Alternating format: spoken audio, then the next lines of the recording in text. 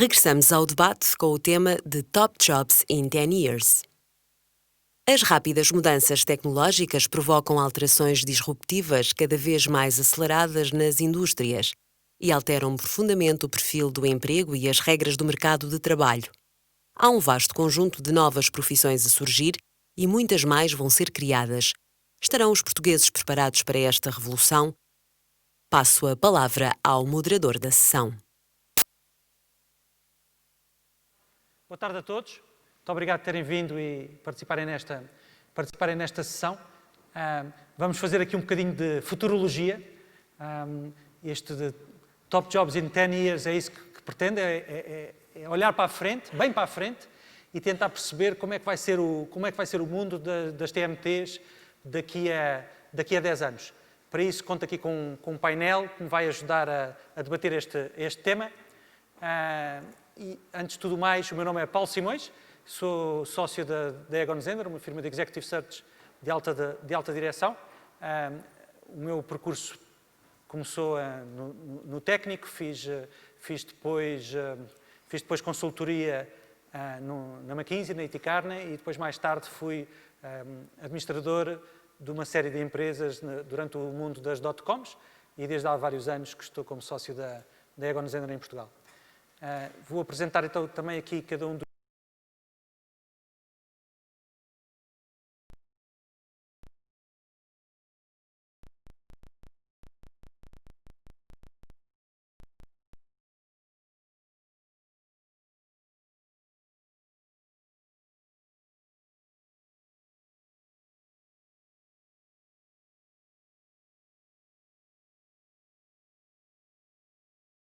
em Londres, sempre ligado a temas de tecnologia em financial services, tanto a nível de retail banking como a nível de investment banking.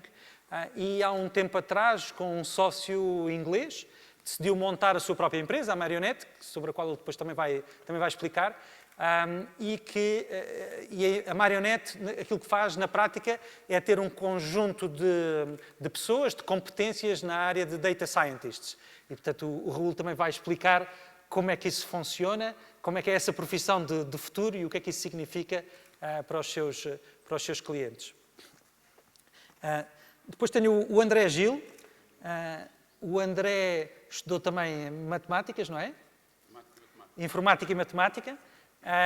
E trabalhou também esta área das tecnologias e das aplicações. Há vários anos que percebeu que o mundo dele tinha de mudar um pouco e tinha de ir mais para o lado das aplicações e da interação com clientes. E está no iGroup já há vários anos, e há uns anos atrás criou a empresa da qual é responsável, e que tem ali a Bliss Applications, que tem hoje escritórios aqui, não só em Oeiras, num sítio absolutamente fantástico, mas também em Boston e em São Paulo, e que faz trabalhos não só aqui para Portugal, mas para o mundo inteiro, para grandes empresas. Algumas das pessoas que trabalham com ele, estava-me ele a dizer há pouco, são designer X ou X designer, ou enfim, mais outras profissões que eu nunca ouvi falar, apesar da minha profissão ser estar à procura de executivos de topo. E finalmente, aqui mesmo à minha direita, tenho o Bruno Oliveira, e o Bruno Oliveira estudou fotografia e cinema, e foi isso que fez no início da sua vida, e depois foi percebendo que gostava de mudar um pouco do mundo, e foi trabalhando em áreas mais relacionadas com a publicidade, e desde há vários anos que junta duas paixões, não só a parte da fotografia e das filmagens, mas também aquele objeto que vocês veem ali. E portanto, o cartão de visita deste senhor que está aqui diz piloto de drones, que é uma profissão que eu julgo que há um par de anos atrás seria difícil de eu encontrar isto num cartão de visita. E como não há nada como demonstrar na prática o que é que isso significa... Força, Bruno.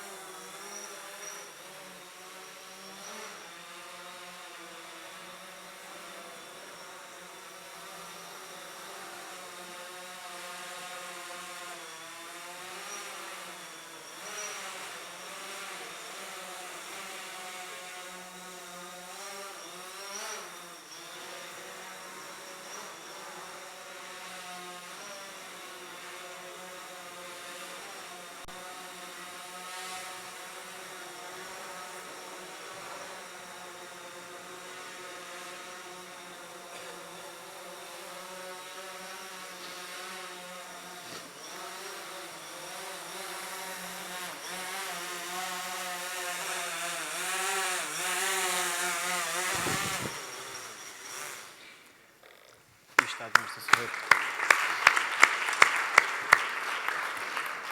Muito obrigado, Bruno. Para que conste, isto foi filmado e, portanto, todas as vossas caras divertidas vão aparecer no Facebook esta noite. Muito bem. Eu julgo que é importante fazermos algo que normalmente eu não gosto de fazer nestas sessões, mas acho que é importante neste caso, que é, estamos a falar aqui de 3 empresas relativamente recentes, que têm elas próprias modelos de negócio diferentes daquilo que são habituais nós vermos no mundo corporativo. E, portanto, eu acho que era importante que vocês apresentassem também a vossa empresa, no sentido do que é que faz e como é que se diferencia no mercado. E, portanto, podemos começar por aí, Raul.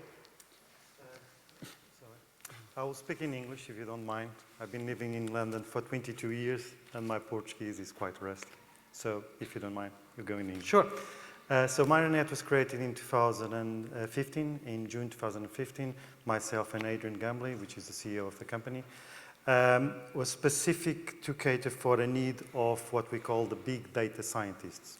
So in UK and the States, there is again a great need of getting data quite fast. So the data is no longer available the next day. People want to know immediately what is my return on investment, what is my sales, everything. So they want to know now. So we work on something called fast data. It's data science and big data with the support of a DevOps team. So that's the aim of the company, is to provide access and results on fast data. In terms of domain subjects, business domains, things like blockchain, black box insurance, distributed computing, basically that's it. We have currently in Lisbon 15 people, technologists, 15. In next 2 weeks, we'll have another 15. In London, we've got around, in the technology side, 13. And we intend to grow quite fast in that sense. I'll discuss later about how the company works in terms of new methodologies, processes and all that. I'll leave that for later. Thank you very much. Muito bem. André. Bem, a história da Luís também é recente, surgiu em 2009. Em 2007 eu fui a Nova Iorque e vi o iPhone, apaixonei-me e desde então demorou mais ou menos um ano a criar a empresa dentro do iGroup. Eu já trabalhava na BAE, o iGroup é um grupo grande de marketing digital. E desde 2009 nós na altura decidimos criar a empresa porque rapidamente percebemos que do ponto de vista tecnológico, do ponto de vista de interação, havia uma diferença com aquilo que se fazia na altura na BAE, que era uma agência que tinha uma ala forte em digital, porque a interação que o iPhone tinha trazido era uma interação por touch e daí também a especialização e a continuidade de haver designers especialistas nesta nova área. Portanto, em 2009 criámos a empresa, entretanto a empresa foi crescendo. Na altura era muito trend haver aplicações, nós próprios também tivemos que amadurecer e encontrar o nosso espaço. Hoje em dia posicionamos e identificamos como uma software house, mas muito mobile-centric, e temos escritórios cá em Portugal, como já foi dito. A nossa primeira internacionalização foi para São Paulo, onde percebemos que trabalhar aqui e ter só apenas um escritório comercial no outro lado do Atlântico funcionava, e daí decidimos dar um passo maior e ir para um mercado mais maduro e ir para os Estados Unidos. E, entretanto, abrimos em Boston e depois em Austin este ano. E hoje em dia somos cerca de 40, também a crescer bastante, dentro de um grupo que tem 210 pessoas. Muito bem. Bruno? Neste caso, a nossa empresa, que é a iServices, começou há sensivelmente 5 anos. E como somos vendedores destes equipamentos, da DJI, deste tipo de drone, vimos a necessidade do cliente querer serviços, isto é, necessitar de imagens, captarmos imagens da fábrica, para a televisão, para todas essas áreas que poderíamos vocacionar a nossa área. E vimos que, de facto, o cliente tinha essa necessidade, mas não queria estar a despender uma pessoa para fazer esse serviço. Daí nós criámos uma artéria da iServices, que é a Air Services. A partir daí, nós temos tido muito fluxo de trabalho também a nível de cinema, televisão, no estrangeiro e em Portugal. E por sua vez, nós, hoje em dia, com esta união, e somos também cerca de 30, 40 pessoas nessa união, temos feito e construído vídeos personalizados para as pessoas e captado imagens. E principalmente é uma área que tem vindo a crescer em Portugal, não só na situação de imagens, de captação de imagens, mas agricultura, também proteção civil e por sua vez acho que é uma área que vai ter muito crescimento e por sua vez as pessoas procuram mais os drones para algum tipo de vigilância e de sua própria proteção, como também ao revés da medalha, que é as pessoas acharem seguro o uso do drone. Como vocês puderam estar agora a ver a minha demonstração, fiz sem GPS, porque aqui não consigo ter GPS dentro, neste caso eu tinha o controle total do drone, e é essa a diferença, que isto também tentar causar-vos algum conforto tendo o drone em cima de vocês. Foi essa a minha opinião. Muito bem. Como é visível para todos vós aí na audiência, eu sou o único que venho de fato e, portanto, claramente consegui escolher bem as 3 pessoas aqui que representam também essa transformação que certamente irá ocorrer. Isso não impede de ter aqui um pad comigo e isso tem a ver com um pedido que vos vou fazer. A interação que podem fazer comigo durante a próxima hora para interagir aqui com os diferentes oradores é uma interação digital. Para isso vão ter de instalar, se assim o entenderem, vão ter de instalar a aplicação da APDC nos vossos devices, que podem ser Androids, iOS, enfim, o que tiverem. A aplicação em si é a APDC, a sigla da associação. Esta app foi desenvolvida pela Viatecla e da qual eu fui administrador há muitos anos atrás.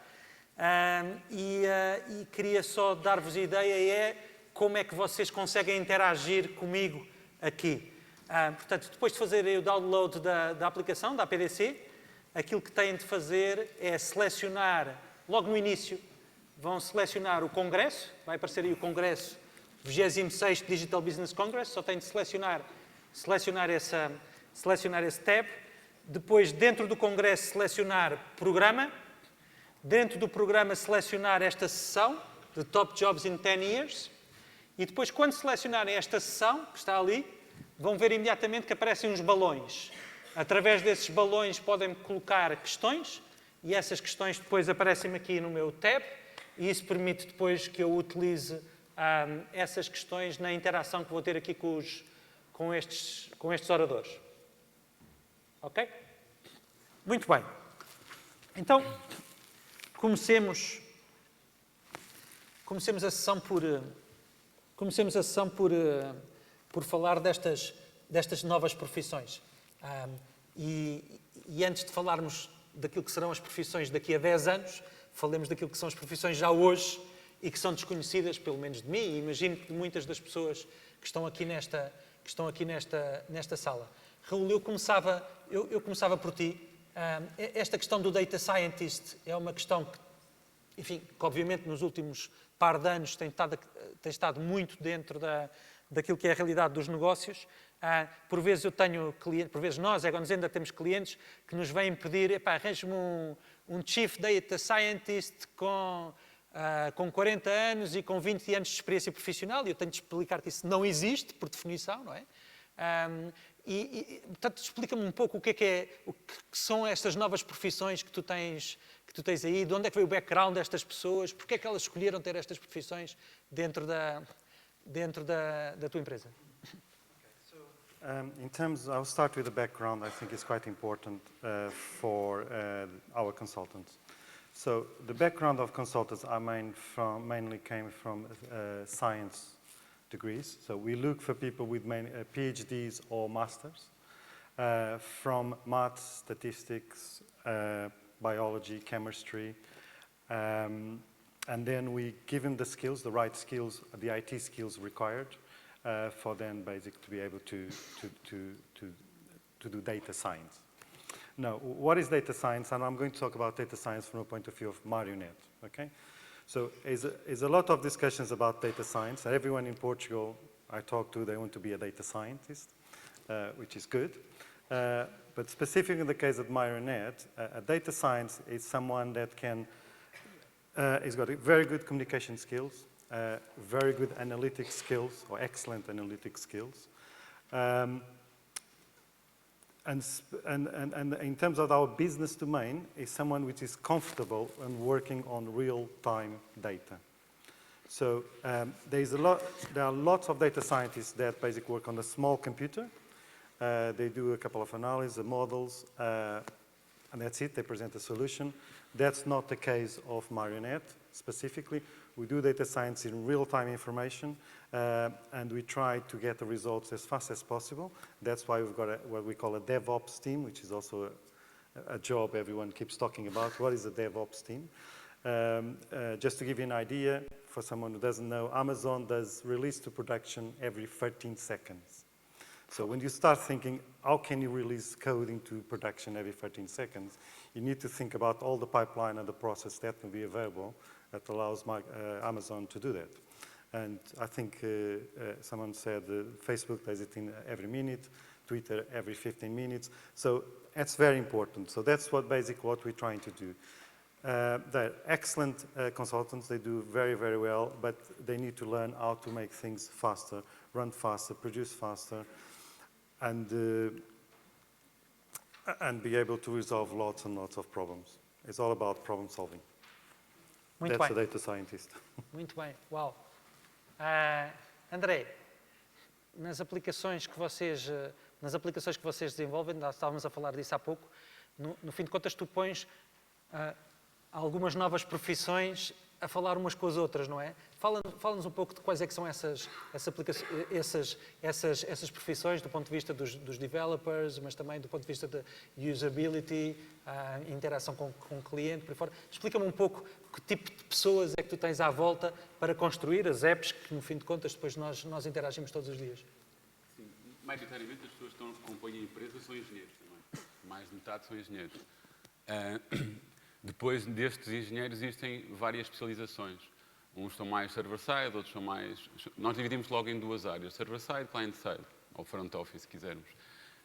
Depois, dentro da parte de cliente, fazemos outras subdivisões. Nós, como nascemos nesta nova geração de software em que nos preocupamos muito mais com usabilidade e com interação, e até então, no fundo, as software houses, essa não era a maior preocupação.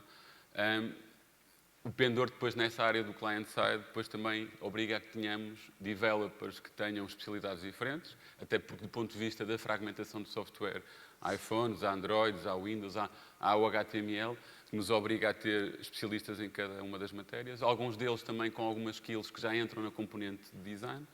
E depois, como eu te falava há pouco também, do ponto de vista de design, se nós lá está, quando a Ulisse surgiu, se falava apenas de um interaction design.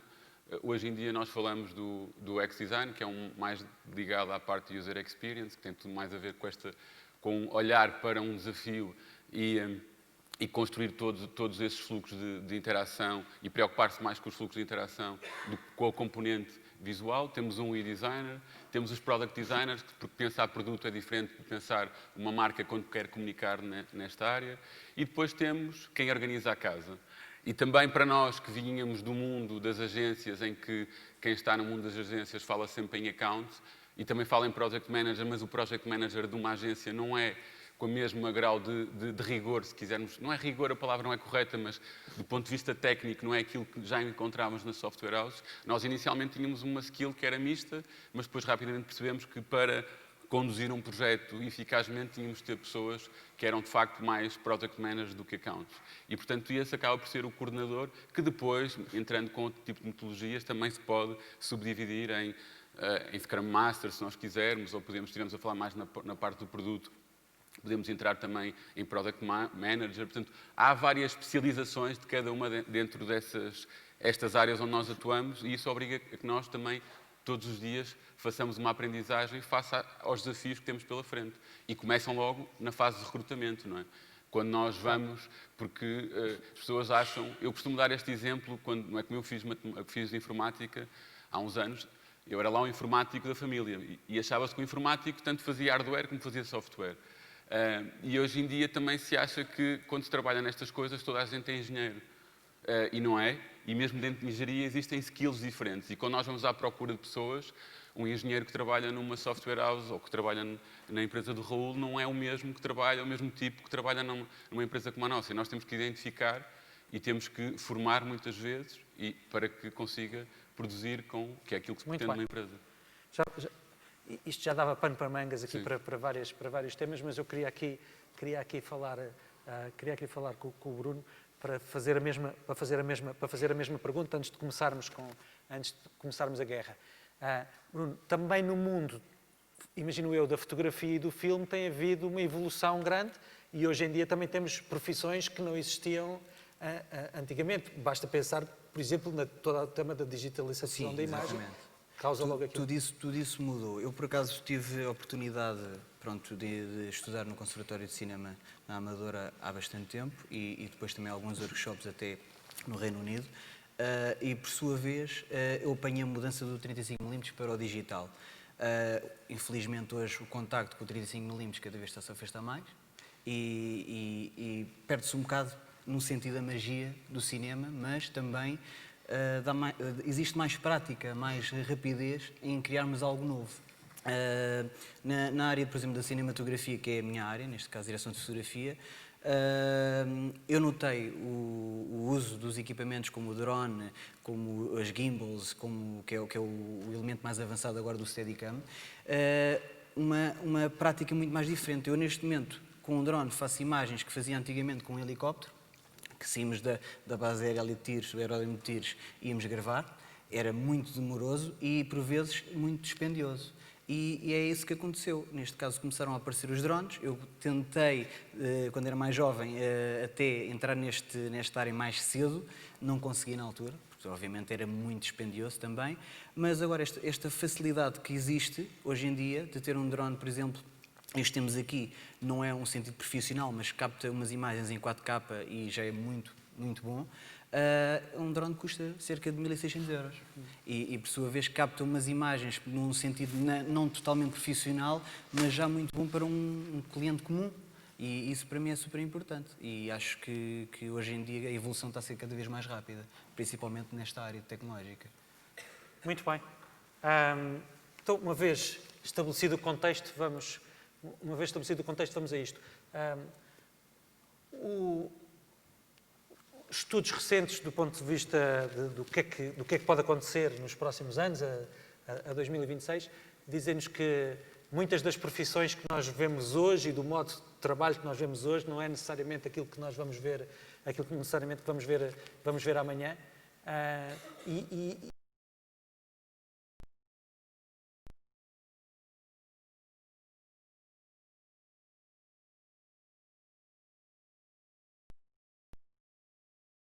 Da audiência que temos aqui à nossa frente, pelo menos do que eu consigo ver com a luz de frente, tem uma idade um pouco superior à da minha filha e, portanto, há de estar ou a entrar no mundo do trabalho ou prestes a isso e, portanto, acho que era importante darmos uma ideia de o que é que nós, nas nossas áreas, achamos que pode acontecer nos próximos tempos.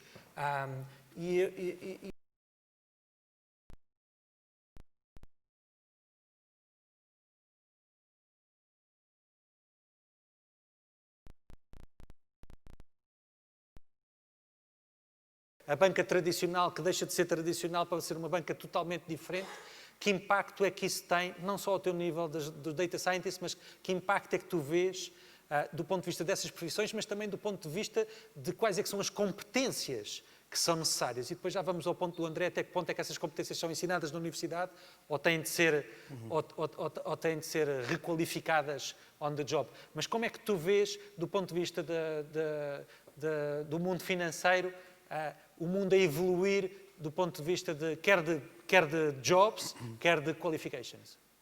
Okay, it's a big question. So, with the crisis of the credit, it's big, a big impact mainly on the investment banking, as everyone knows. So, for many reasons, investment banking is almost is dead. Basically, you can't really do trading. In the sense, the banks are trying now to create new ways of making profits in investments.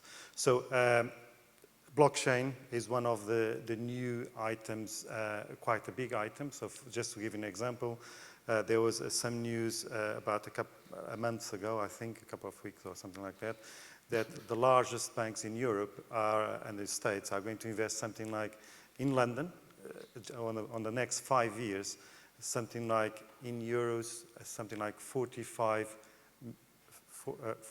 billion euros. So it's something like 45,000 million, yeah, because you have to convert, yeah. So it's 45,000 million euros in this industry. So that's massive. It's going to shape completely the banking industry in the sense that nowadays the bank control basically your deposits, they control your assets, they control everything. This was going to become completely distributed, so every small, from an iPhone, an Android, a laptop, and everything, your accounts will be distributed in every device. So the levels of complexity in terms of distributed computing, the encryption has to be very, very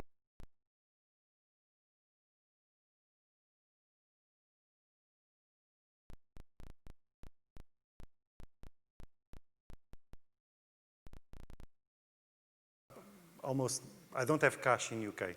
So I never use cash in UK. When I came to Portugal, I came to Portugal every week for 3 days, I have to pay everything almost with cash, which is quite annoying. So it's a big movement because everyone tends to use electronic money. And you can use electronic money for a lot of ways, yeah. And which is it's so easy to use it and it's so fast.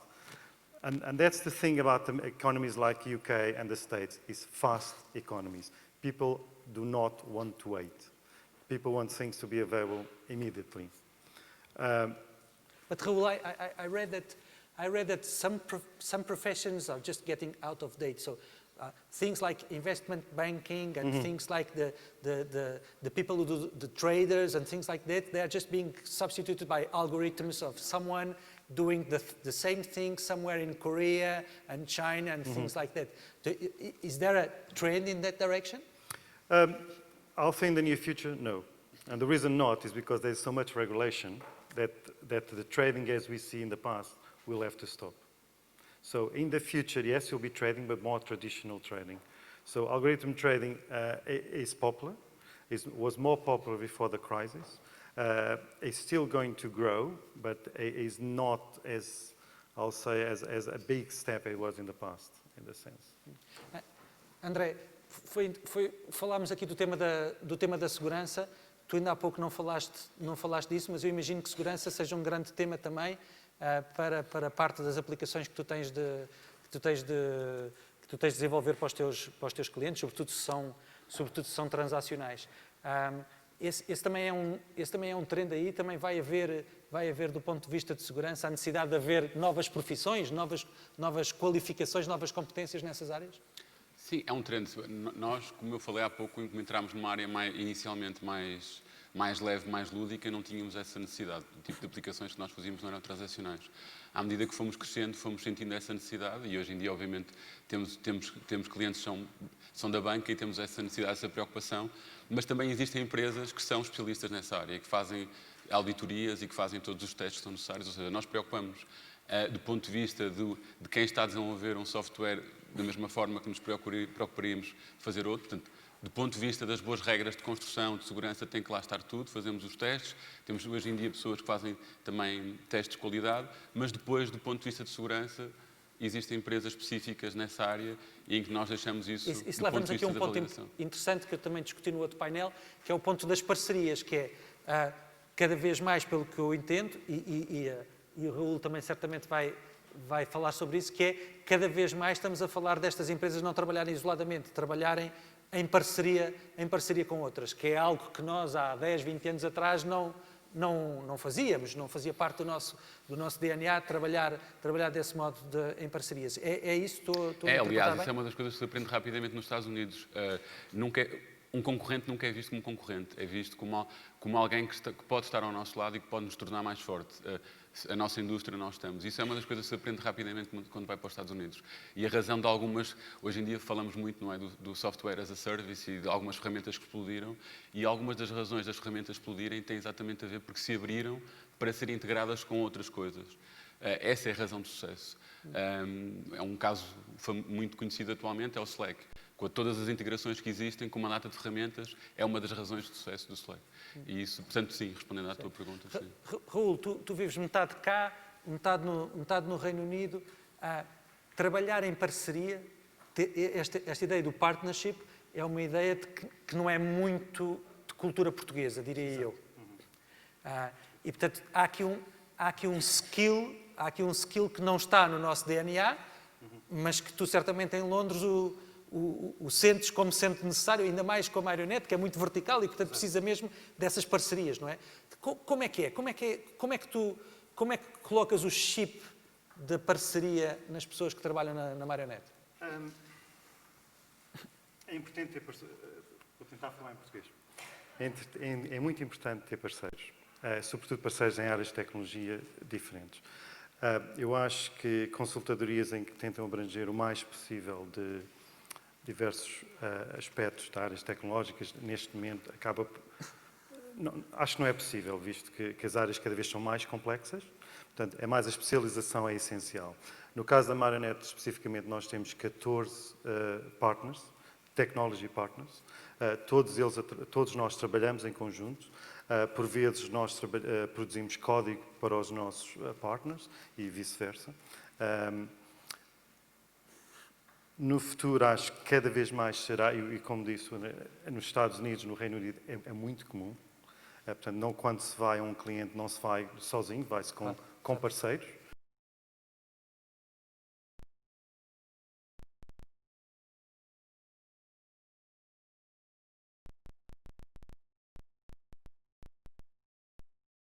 Isso, no fundo, ajuda as empresas como a Marionette, que é especificamente só fazemos nesse sentido, não é bem assim, não é? Mas somos especialistas numa área que é muito complexa, mas é óbvio, por exemplo, se um cliente precisar, por exemplo, HTML ou UX, aí nesse caso eu poderia encontrar, eu preciso de alguém que faça esse produto, porque não é a nossa especialização. Mas não é só na área de tecnologia, por exemplo, nas áreas de finanças, mais uma vez existem empresas especializadas na área de finanças, por exemplo, ou Credit Derivatives, ou Structure Finance, ou CVA, e todos esses aspectos, e a criar essa relação é extremamente importante.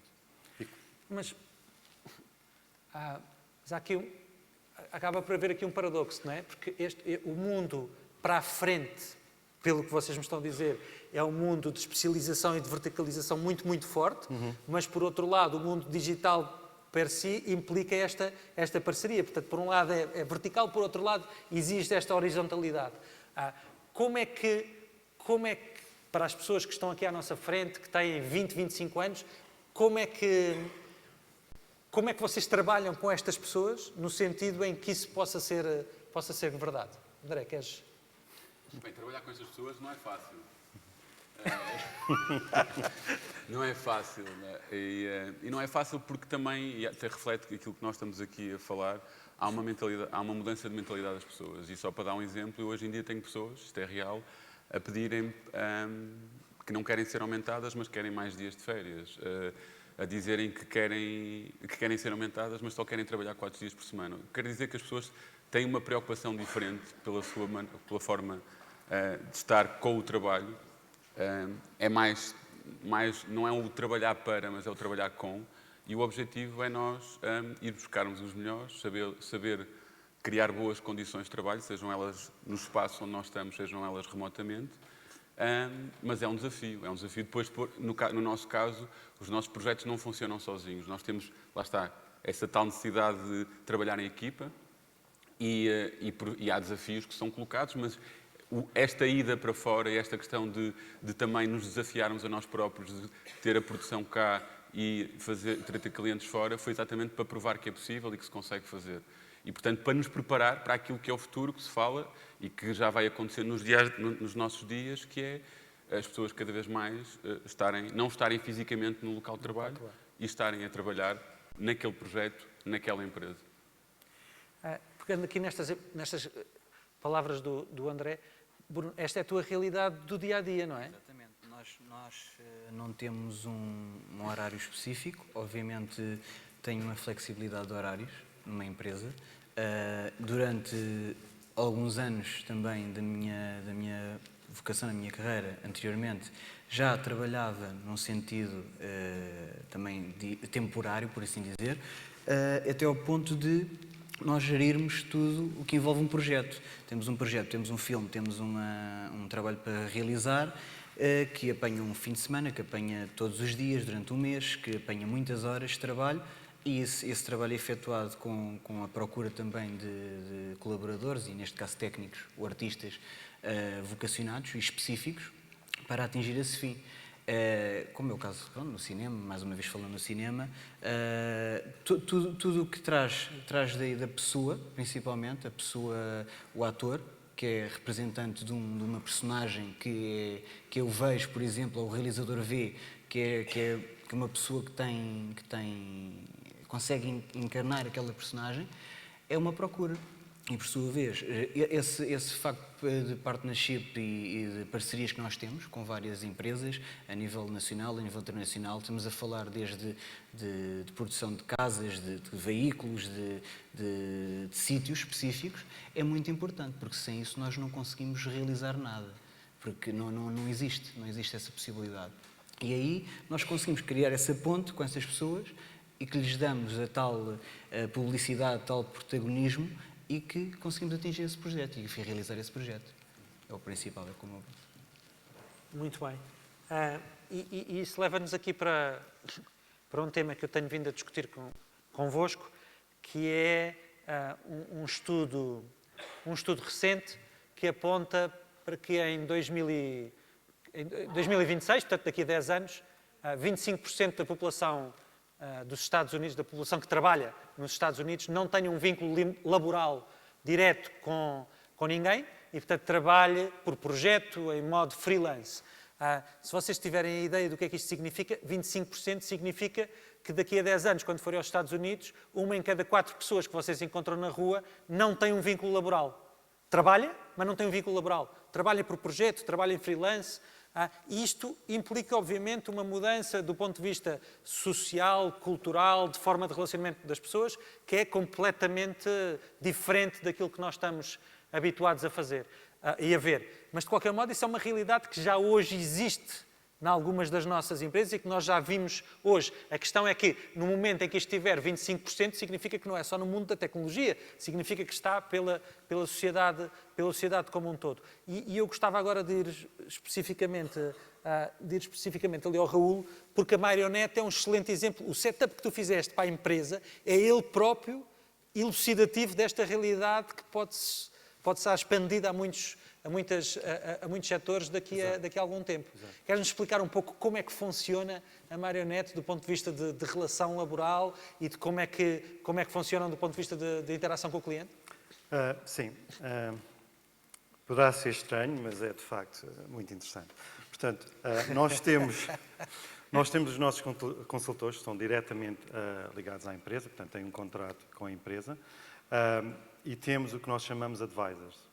Portanto, os advisors são indivíduos que têm muita experiência nas suas áreas, que trabalham, ou que não estão diretamente agregados à Marionette, portanto, trabalham independentemente, são freelancers, basicamente, embora tenham um contrato de serviços com a Marionette.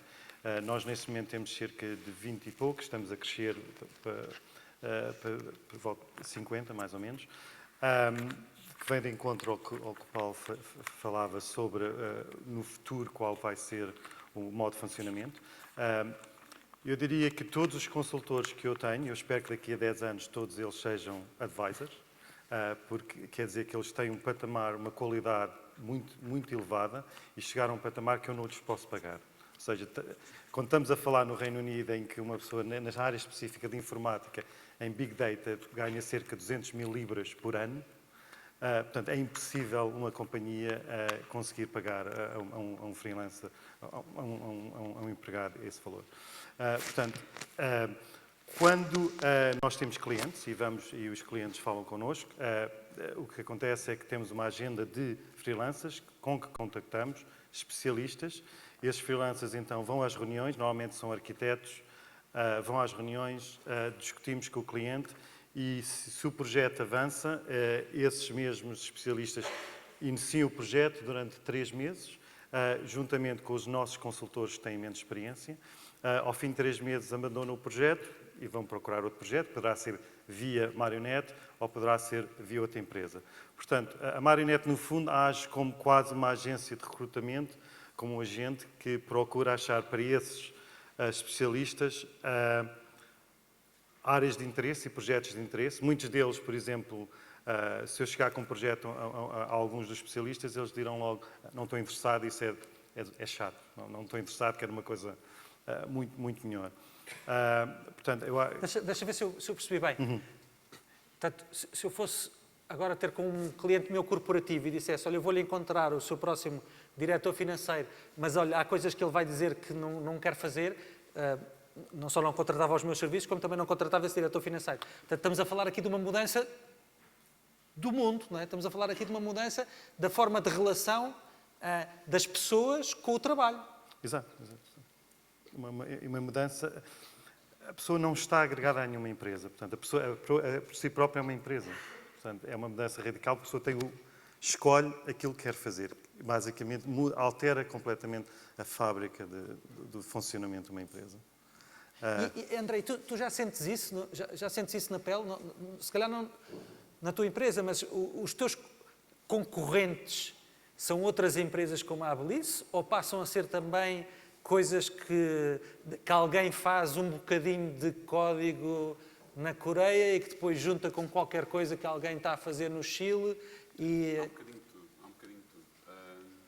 Do ponto de vista internacional, há cada vez mais, e se olhamos lá está para o caso do UK ou dos Estados Unidos, já há muito tempo, a parte produtiva não está onde eles estão, porque os developers também têm vindo a aumentar muito o custo, não é? E, portanto, ou estão, antigamente, no caso do UK, estavam na Índia, hoje em dia sabemos que estão mais no leste. Também sabemos, para o bem da nossa economia, que Portugal foi descoberto há uns relativamente poucos anos nesta área tecnológica e também cada vez mais se vem buscar cá pessoas, e isso nós sentimos na pele, porque é difícil concorrer às vezes com esses vencimentos. Mas há um bocadinho de tudo. Nós o que sentimos é que cada vez de facto há também mais pessoas a quererem trabalhar, a ter a sua empresa e a fazer isto que o Raul falava. É óbvio que há determinadas áreas que é mais fácil fazer essa transição do que outras. Nós já vamos sentindo isso mesmo internamente, com recursos. Vamos dando a espaço algumas oportunidades para isso acontecer, aliás, porque nós próprios, não é? Temos pessoas espalhadas um pouco por todo o globo, mas do ponto de vista core, que é a parte dos developers, vamos dando a espaços algumas oportunidades para que, não de uma ruptura total, mas para nos adaptarmos. Mas voltamos ao mesmo, não é? É algo que já é feito por algumas empresas, nomeadamente americanas, já há bastante tempo, trabalhar remotamente e fazerem tudo. Depende um bocadinho da área. Se nós estivermos a falar mais de produto, uma software house que está a trabalhar para um produto, diria que é mais acessível hoje em dia fazer isso. Se for uma empresa que está a trabalhar serviço, estamos a falar da minha área, e que tem um contacto muito próximo com os clientes e com vários desafios ao mesmo tempo, torna-se mais complicado. Mas um amigo meu espanhol gosta de desenvolver apps, per si, e obviamente ele estrutura a app, mas depois tem alguém que desenvolve a app para ele, e ele procura na net quem é que é o developer que lhe pode fazer mais barato, faz um pequeno texto daquilo que precisa, e há gente a bidar de todo o mundo para fazer isto, não é? Portanto, estamos a falar de... Para pequenos projetos funciona, ou se calhar para projetos muito grandes em que nós vamos buscar pessoas específicas funciona. No nosso caso, e com a dimensão que nós temos e que também com o tipo de trabalho que estamos a fazer, apesar de trabalharmos algumas consultoras e com alguns freelancers, gostamos de ter maioritariamente o conhecimento in-house, porque nós construímos sobre aquilo que estamos a fazer. E se forem pessoas que estão fora, não construímos sobre aquilo que nós estamos a fazer. São coisas soltas, não é? E do ponto de vista do software, não é? Nós vamos construindo as coisas por módulos e nós não voltamos sempre à estaca zero, sempre nos pedem um desafio. Não é? Vamos construindo uma pirâmide ou um edifício, se quisermos, e depois por módulos, e vamos utilizando aqueles módulos e vamos, não é, retrabalhando aqueles módulos. E para isso é preciso deixar o know-how e o conhecimento in-house e não andar a distribuí-lo por fora. Esse meu amigo espanhol também gosta muito de fazer filmes. E existe mesmo, não é uma pessoa que existe, não estou a inventar. E ele recentemente produziu um filme de 2 minutos que apresentou numa conferência. Ele, na prática, foi ele que criou, que realizou, mas depois a voz off que aparece, os efeitos de luzes, por aí fora, mais uma vez, vai à net, tem uma plataforma e há um tipo qualquer que ele não sabe aonde que faz a voz off em inglês e que faz... Exatamente. Tem a ver com os técnicos competentes que, pronto, neste caso, também falando de nós em Portugal e da empresa, nós temos muitas pessoas que, ao longo de vários locais, vários congressos, vários festivais de cinema, vamos conhecer cada vez mais pessoas e de facto, vemos os trabalhos e são pessoas altamente qualificadas. E por vezes procuramos os serviços dessas pessoas. Uma pessoa, um produtor, um cliente, uma marca, como no caso da Bliss, se pretender um vídeo corporativo, um vídeo promocional, procura normalmente uma produtora e essa produtora já tem essas parcerias e tem esses colaboradores freelancers ou da casa também e conseguem gerir, fazer uma logística total de uma produção de cinematográfico ou de vídeo, de promocional, e com base nessa logística consegue-se atingir o vídeo ou a parte... Mas a marca aí é importante, não só do ponto de vista da empresa, mas também do ponto de vista de cada um dos profissionais, não é? Exatamente. Portanto, uma das coisas que se calhar a audiência se está a perguntar agora é como é que eu consigo potenciar neste novo modelo de freelance, projeto, por aí fora, como é que eu consigo potenciar a minha marca pessoal?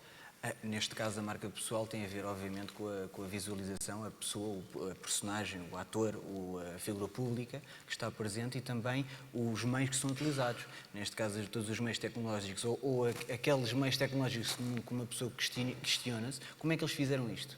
Como é que eles conseguiram criar uma tempestade, um barco a andar, ou o Titanic, dando esse exemplo? Tem a ver com muito trabalho, muitos anos de pós-produção, neste caso computação informática também, e tem a ver com essa pós-produção e como é que eu ia dizer, a parte criativa. E aí está a diferença entre as pessoas mais qualificadas e o que nós procuramos sempre é o melhor, não é? Uhum. E aí temos esse trabalho final. Mas, André, nós estávamos há pouco a falar e disseste algo que eu achei super interessante e que, mais uma vez, vai contrário à cultura corporativa prevalecente. A cultura corporativa prevalecente diz a forma de você se dar a conhecer enquanto profissional dentro da empresa, a forma como se coloca no LinkedIn, a forma como faz o que é que escreve no seu business card, o que é que coloca no seu CV, por aí fora, é muito formatada, esta é a mensagem que você tem de transmitir, que é uma mensagem meio corporativa, meio pessoal. Pelo que eu entendo, vocês na Bliss dão uma liberdade completamente diferente da promoção dessa marca pessoal, desse personal brand. Quer explicar um bocadinho isso e porquê que vocês fazem isso? Bem, é uma pergunta. Porquê que fazemos que é o DNA da empresa? É dar a liberdade às pessoas e a vários níveis. E esse é mais um. Não há, tirando as pessoas... Tirando as áreas mais comerciais, onde existem cartões, mas no LinkedIn não há nenhuma regra para as pessoas colocarem o que quer que seja. É exatamente isso que me falaste. Cada pessoa promove-se como achar, ou identifica-se como acha que é. E, portanto, eu próprio às vezes acho curioso, porque vejo pessoas, não é? Dentro da própria empresa, vejo pessoas que se identificam de forma diferente. Uns identificam-se logo de uma forma mais transversal e dizem que são software developers, outros dizem que são server-side developers, outros são mais especialistas e dizem que são iOS developers, outros Android. Portanto, há essa... Porque o LinkedIn é, de facto, e isso é outra das questões muito importantes para quem vai trabalhar no futuro sozinho, a promoção de si próprio, da sua marca.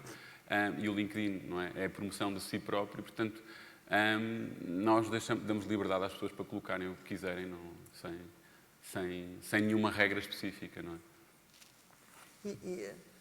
Raul, como é que vais à procura desses advisors? Como é que fazes o filtering desses advisors que, no fim de contas, como não têm essa relação laboral contínua contigo, porque se eu sou cliente e contrato os teus serviços, estou à espera, obviamente, que tu faças esse filtering das pessoas que estão a trabalhar contigo, não é?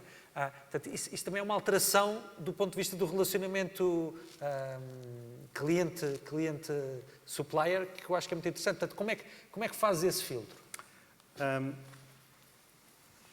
Ok. Deixa-me explicar então como é que... uma parte bastante interessante que eu acho na Marionette. Um dos aspectos que todos os consultores sabem que é extremamente importante é o facto de que nós não temos uma estrutura salarial comum em Portugal, portanto a estrutura salarial varia com vários fatores, mas um dos fatores extremamente importantes é que nós pedimos aos nossos colaboradores que escrevam livros, escrevam livros, vão a conferências, façam videocasts, inglês. Podcasts, sorry, I'll change to English. Yeah, no, just change. Yeah. Podcasts, meetups, research papers. So they contribute to the community all the time. Now, So personal brand is not just the CV. Personal brand is much more than that. yes. If international, they know, for example, Paul, one of our collaborators, is well known in the world because he's amazing on what he does. If he's linked with Marionette, that's a way of selling Marionette. So that's exactly the same we do, how we get people to work, advisors to work with Marionette. So if you go to conferences, if you read books, and if you go to the websites of the specialty, that's how you get them. These are the people out there, everyone knows them. It's just trying to negotiate with them how to work together, basically. That's quite amazing. I think it's natural. Mas é um desafio. Como é? It's a challenge, é um desafio. Porque, aquilo que o Raul está a dizer é de facto, é verdade e sentimos isso muito mais uma vez, porque a Marionette está em UK, já é algo mais natural lá e nós hoje em dia temos que também formatar e ajudar a que as pessoas que estão na nossa equipa sejam vistas como especialistas em determinada matéria e essa forma que hoje em dia nestas áreas se faz é exatamente escrever um artigo, participar num blog, fazer uma conferência. Espera aí, André.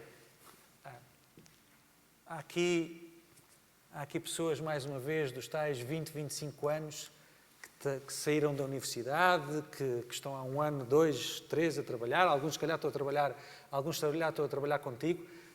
As pessoas que eu conheço com essa idade não estão normalmente, pelo menos os portugueses, não estão normalmente abertos para isso. Portanto, como é que interages com essa franja dos teus colaboradores para os picar nesse sentido? É uma pergunta engraçada. Nós estamos a fazer... Quando éramos mais pequenos era fácil, não é? Claro. Hoje em dia estamos numa transformação, e por isso achei piada ao voltar a tocar esse ponto, porque estamos exatamente a arranjar formas para não ser esporádico, mas ser mais profissional, que as várias pessoas, porque hoje em dia são várias, e que nós consideramos boas, que produzam conteúdo, porque é uma necessidade. Produzir conteúdo, fazerem a sua promoção pessoal, que por sua vez estão a fazer promoção à empresa, é uma necessidade das nossas áreas.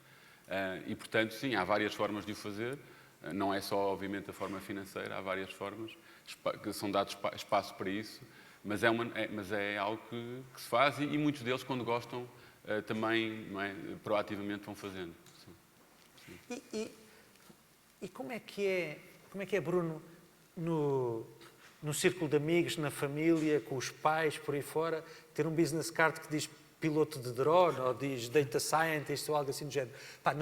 Não está lá escrito empregado bancário, nem coisas do género, não é? Eu acho que isso é, como referiu o Paulo há bocado, a cultura portuguesa não está preparada, apesar de já existir há alguns anos, neste caso na minha área principal, na imagem, em união com o facto do piloto de drones, eu acho que não é vista da melhor maneira pelos familiares, no sentido que, devias ser dentista, a mim sempre disse, devias ir para dentista, isso não é?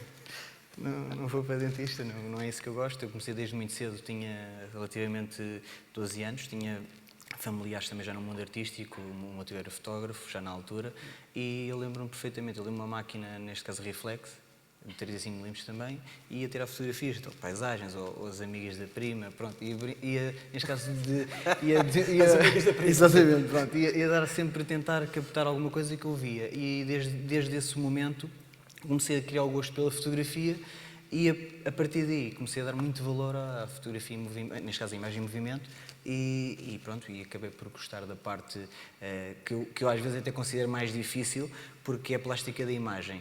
Um realizador coloca-nos uma questão, como é que vamos fazer isto, um filme de terror, obviamente uma pessoa não pode colocar uma imagem cheia de luz sem criar alguma coisa ao espectador, neste caso.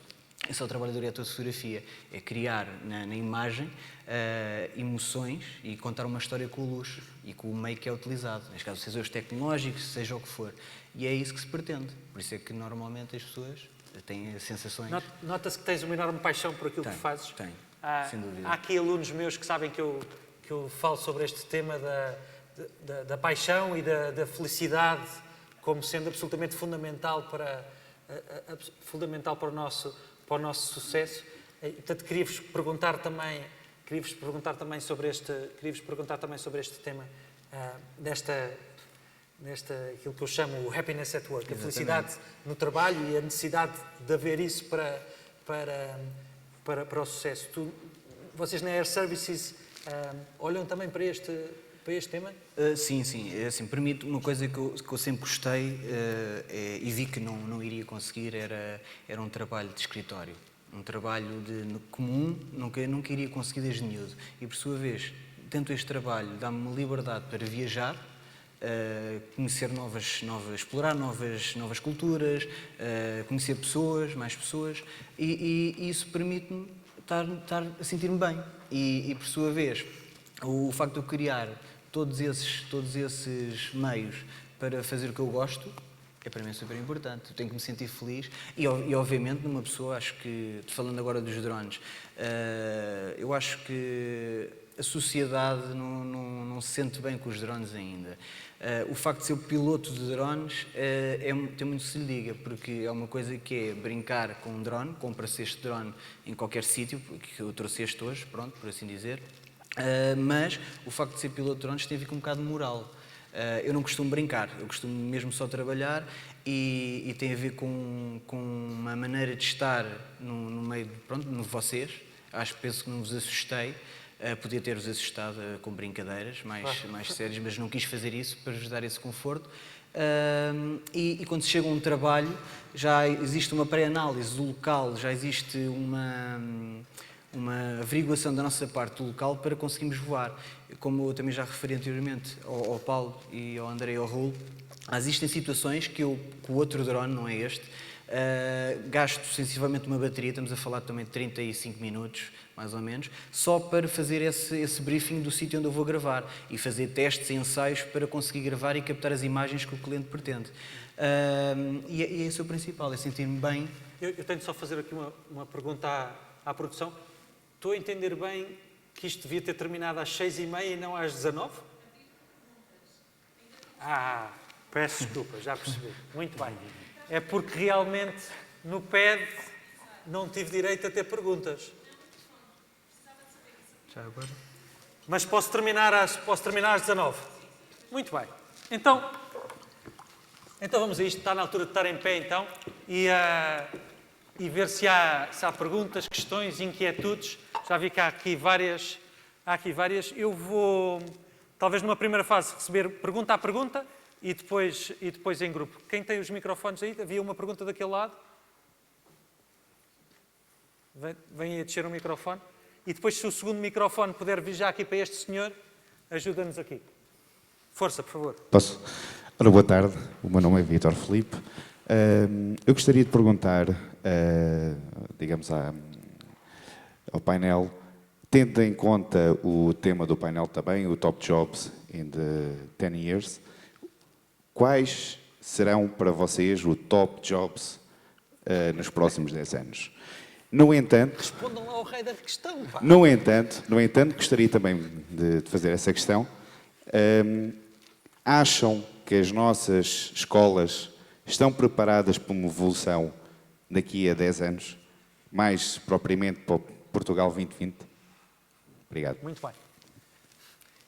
Eu vou chutar esta já ali para o lado do Reino Unido, pá. Ok.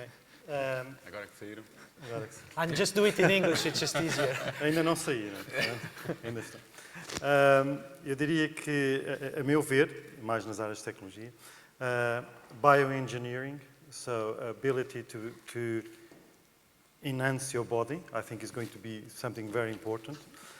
Telematics, extraordinarily important. As I said before, if you think nowadays in UK, you're starting having black boxes in your cars that measure everything you do, and you pay insurance based where you drive, when you drive, how do you drive.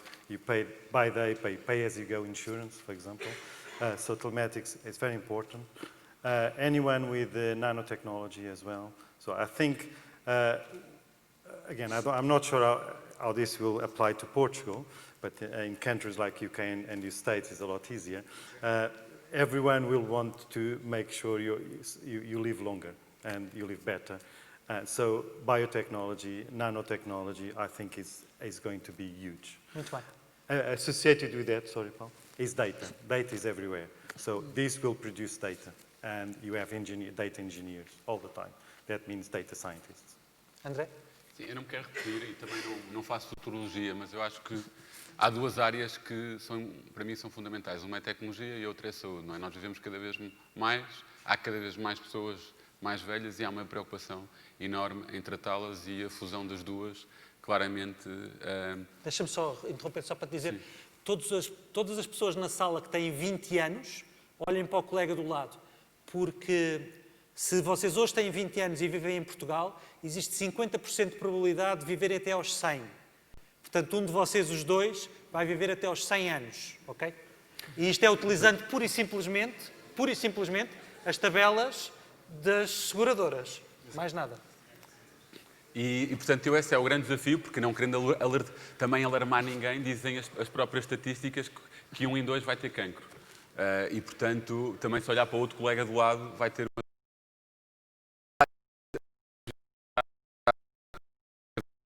também a resolução dos problemas e ligando as duas à questão da educação. É uma pergunta interessante porque eu acho que eu que me formei na área de informática, ou não é, na área da computação, para mim, apesar de não ser engenheiro e não programar há muitos anos, eu vejo isto destas áreas de uma forma muito, quase, não é inata, mas praticamente. E sinto que há uma dificuldade em pessoas que não são formadas e que não tiveram contacto com a tecnologia em perceberem como é que as coisas funcionam. E eu acho que hoje em dia a tecnologia devia ser dada nas escolas da mesma maneira que nós aprendemos os rios, aprendemos o nosso corpo humano, devíamos entender desde muito cedo o que é programar, o que é que são circuitos, porque isso está presente e vai estar presente em toda a nossa vida, desde na saúde, em casa, nos carros, em tudo. E quando as pessoas dizem hoje em dia, de forma orgulhosa, que eu sou um info-excluído ou eu não entendo nada de tecnologia, é a mesma coisa que há uns anos eu dizer eu sou analfabético. E isso faz-me um bocado de confusão e acho que as escolas nesse aspecto não estão ainda preparadas para isso. Bruno? Eu falando na minha área e das escolas que tenho conhecimento, que também já lá fiz alguns workshops, eu acho que estão a ser formadas pessoas com muitas competências. E respondendo à questão daquele senhor, relativamente aos alunos serem ou não preparados, o que eu acho que não saem preparados é para o mercado de trabalho, isto é, um técnico se é altamente competente a mexer numa máquina cinematográfica, iluminação, sabe todas as características que tem para fazer o vídeo ou o filme, mas depois não está preparado para o mercado de trabalho, as negociações laborais, a maneira de estar nessa área, acho que não é evidenciada nas universidades. É o que eu sinto desde que, pronto, andei também lá a ser formado, e é o que eu sinto hoje em dia também, passado tantos anos, neste caso 12 anos, e sinto isso ainda, que acho que deveria crescer e deveria ser diferente, e lá está. Falando na parte do contratual e na parte no nosso caso em Portugal, os chamados recibos verdes ou faturação por projeto, isso obviamente na minha área já acontece há muitos anos, claro. Só que para chegar ao patamar, como o Raul disse, de uma pessoa ter um valor, ou o técnico ter um valor, hoje em dia cá em Portugal isso teria que ser tudo reestruturado. Eu acho que ainda temos que ir a passo, crescer cada vez mais nessa área, porque isso é a parte que eu vejo que seja necessário de acontecer. Temos aqui mais uma pergunta? Olá. Sim, está a funcionar. Ok, tudo bem. Boa noite, eu chamo-me Rui Rodrigues e tenho aqui uma questão para vos colocar, que é o seguinte. Portanto, o Paulo falou que cerca de 25% do mercado laboral, a tendência será de o futuro trabalhador trabalhar em modo freelancing, em modo projeto. O Raul, de certa maneira, acabou por dizer o mesmo, com aquela faixa de categoria de advisors que acaba por envolver os seus projetos, e, de certa maneira, o André foi no mesmo caminho, exatamente na filosofia de freelancers ou de parceiros especializados que podem não estar diretamente associados a uma determinada empresa A ou B e que vai buscar para colaborar num determinado projeto.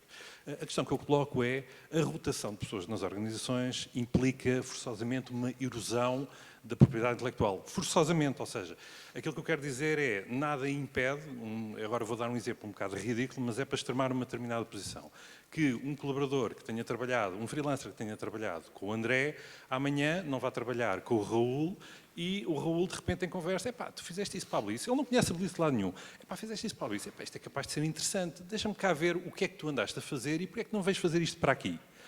E aquilo que eu queria perceber era, digamos, sobre a vossa perspectiva, sobre os vossos olhos, como é que vocês lidam com este risco? Porque acaba por ser um risco do vosso próprio negócio.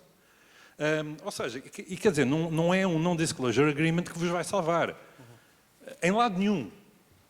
E, portanto, eu gostava de perceber como é que aquilo que faz as empresas, que são as pessoas, a partir do momento que essas barreiras desaparecem, como é que há uma integridade do meu negócio, do meu processo e ao fim e ao cabo, da minha existência, não é? Está entendido. Mais alguma pergunta? Há uma lá em cima. Pode ir levando o microfone lá em cima enquanto vamos responder aqui a este tema. Eu acho este tema interessantíssimo, portanto, força. Portanto, é importante, uma das vantagens de ser um advisor é que ele, de facto, tem o conhecimento, e o conhecimento é adquirido, ou seja, ao longo dos anos ele foi passando por vários projetos, e estes projetos é vantajoso. É uma das razões pelo qual eu trabalho com essa pessoa. Portanto, no caso do Reino Unido especificamente, e no caso da Marionette, nós não temos clientes em Portugal, isso é outra conversa, mas neste momento Portugal não está preparado para o tipo de coisas que nós fazemos, mas no caso do Reino Unido existem contratos, e nesses contratos o advisor basicamente não pode... Portanto, tudo o que produz pertence à companhia, ao cliente, nem sequer pertence à Marionette, pertence ao cliente, mas nada o proíbe, e é perfeitamente natural, que ele, quando vá fazer outro projeto, alguma das ideias possa utilizar no outro projeto. Isso é perfeitamente... Aliás, hoje em dia, tudo o que nós fazemos é open source. Portanto, está tudo disponível na internet. Os bancos, hoje em dia, no Reino Unido, utilizam open source. Portanto, não é uma coisa... André, como é que vês este tema? Sim, nós também fomos crescendo com esse desafio, não é? Até porque, do ponto de vista da lei laboral, cá em Portugal, sempre foi uma coisa complicada, não é? Não é fácil encontrar pessoas que saibam, mas nós fomos, do ponto de vista contratual, fomos protegendo. Agora, obviamente, quer dizer, o desafio passa por, mais uma vez, não é? Primeiro, fazer com que as pessoas se mantenham, pelo menos durante algum tempo, e que haja uma boa relação, e salutar, porque, obviamente, se as pessoas estão de bem, quando saem, continuam de bem. E isso é uma das preocupações. Mas depois, há de facto, quer dizer, era aquilo que eu dizia há pouco, por isso é que nós hoje em dia temos alguma preocupação também naquilo que fazemos outsource ou com os parceiros que trabalhamos, porque há uma parte de core que continua in-house. Agora, nada, e nós sabemos disso, nada impede alguém, quando sai, que pegue nos repositórios de código, até porque hoje em dia está tudo na web, e que pegue naquilo e comece a construir a partir dali.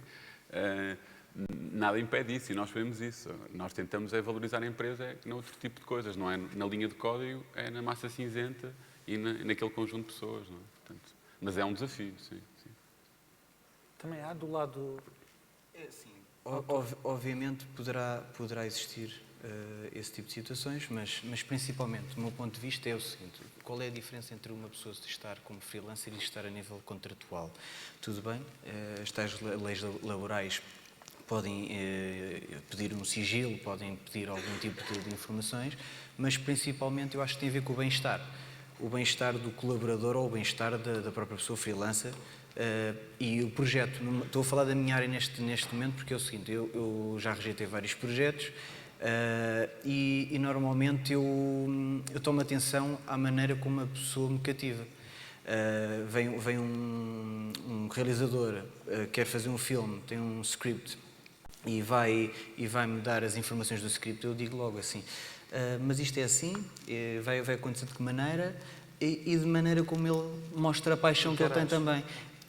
Lá está isto. Na minha área é um bocado mais um sentido criativo, um sentido se calhar mais artístico, digo eu, porque é muito relativo uma pessoa estar a ceder informações ou ceder meios, porque também na minha área poderá acontecer. Eu, por exemplo, ninguém acredita se calhar, e é uma coisa já antiga, que veio de leituras que eu fiz, eu às vezes nem em frente de lentes, em videoclipes que eu faço, uso colãs de mulher.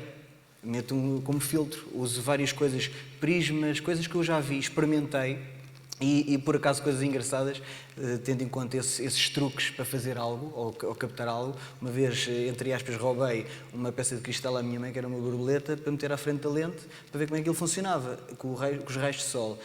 Funcionou muito bem. Obviamente, a partir daí, os chamados flares na lente, começaram também outras pessoas que trabalharam comigo a usá-los. Mas eu não critico, acho bem que usem, acho que as pessoas devem ser criativas e tentar tirar o máximo partido de outras pessoas e tentar ter isso. Então, mais uma pergunta lá em cima e eu diria... Há mais perguntas? Há mais uma aqui em baixo que será a última. Então... Olá, boa tarde. Então, é muito breve. Eu estava a ouvir o André com atenção e eu estou aqui a representar uma escola do interior, Nelas, Viseu. E não deixei de reparar que a pergunta foi feita sobre o que é que se está a fazer na educação acerca da preparação dos alunos e dos futuros trabalhadores. Eu queria dizer só aqui duas coisas muito breves. Está a ser feito muita coisa, ou seja, só para dizer que foi à programação no primeiro ciclo, ao coding, o Scratch, o Kodu, está a ser feito no primeiro ciclo nas escolas públicas. Temos aqui o projeto Apps for Good, que veio de Inglaterra, que foi importado. Ou seja, não é massificado, mas está-se a trabalhar no coding, como nova linguagem de futuro, trabalhada a par com o português, com a matemática, com o estudo do meio. Ou seja, mas está-se a trabalhar. Só queria dizer isso. É só para as pessoas não pensarem que o ensino está parado nesse aspecto. Só alertar para essa situação. E eu agradeço a correção. Eu sei que se faz, aliás, eu participei no projeto Apps for Good, fui jurado e eu sei que estão a fazer coisas. Agora, acho, e reforço aquilo que disse há pouco, que acho que há muito para fazer. Eu tenho filhos pequenos também e sei que estão nas escolas, sei o que é que se faz nas escolas. E a referência que eu quis fazer foi exatamente por isso é que dei a comparação com os rios, quando eu era mais miúdo e com o estudo do corpo humano, é que tem que haver uma preocupação, da minha perspectiva, não é? Pode-se fazer mais a esse nível. Mas claramente, de acordo com, obviamente, que estão-se a fazer coisas. Não? Mal era se não estivéssemos. Não é? Muito bem, temos aqui mais uma pergunta que será a última então, para depois fecharmos. Força. Ok, muito boa tarde. Esta pergunta é para o Paulo. Como é que a Egon Zehnder, uma empresa que se foca na Executive Search, irá reagir, será adaptar quando a estequiometria de 1:4, que falou, for 4:1, uma vez que suponho que ambos saibamos que freelancers não têm propriamente um traço para liderar pessoas e, portanto, como é que a Egon Zehnder se irá posicionar no futuro?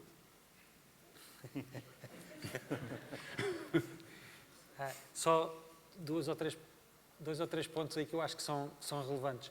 Aqui há 30 anos atrás, eu trabalhei no projeto de fusão nuclear no Reino Unido, onde trabalhei com um tipo que era um PhD, que era um verdadeiro gênio em tirar sinais úteis de ambientes muito poluídos ou muito complexos. Portanto, se vocês imaginarem um mega eletroímã, que na prática é o core do projeto de fusão nuclear, ele conseguia tirar sinais elétricos interessantes que pudessem ser utilizados fora desse ambiente. E ele era o maior especialista mundial nesta área. Ele trabalhava por projetos, estamos a falar há 30 anos atrás, ele trabalhava por projetos, não trabalhava para ninguém, recusava-se a trabalhar para qualquer corporation, trabalhava pura e simplesmente por projetos pelo mundo inteiro. E tinha uma empresa que geria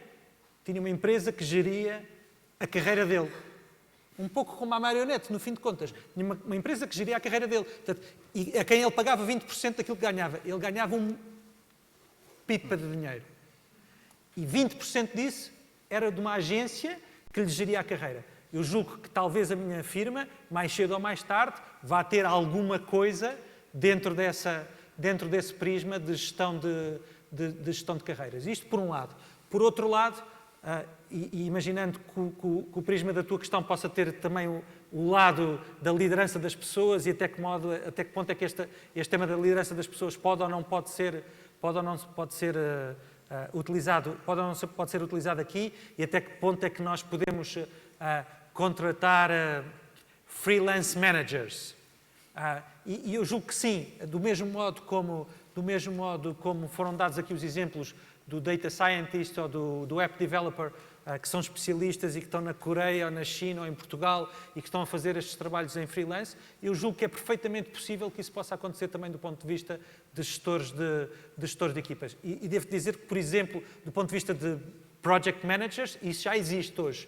Por exemplo, quando as grandes empresas de construção em chave na mão, de grandes projetos, como por exemplo a Siemens quando faz uma central nuclear ou uma grande central elétrica, por vezes utiliza os seus próprios project directors, por vezes vai buscar guns for hire.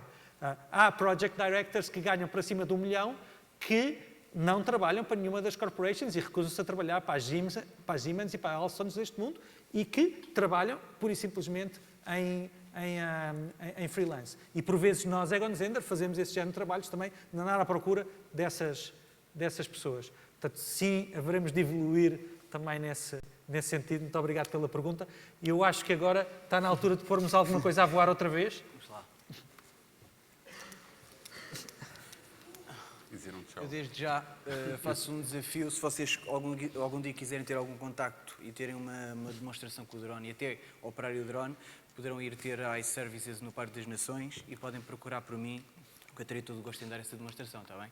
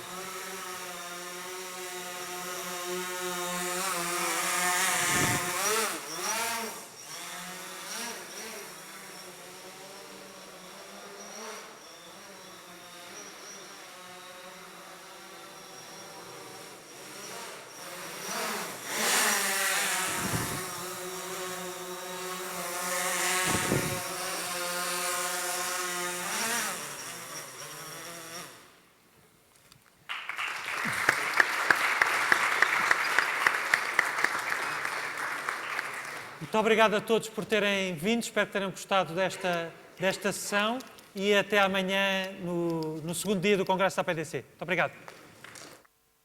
Terminam assim as sessões de hoje. Convidamos todos os participantes para se juntarem à nossa Digital Rock Stars Party no terraço do CCB. Tenham um bom fim de tarde e até amanhã.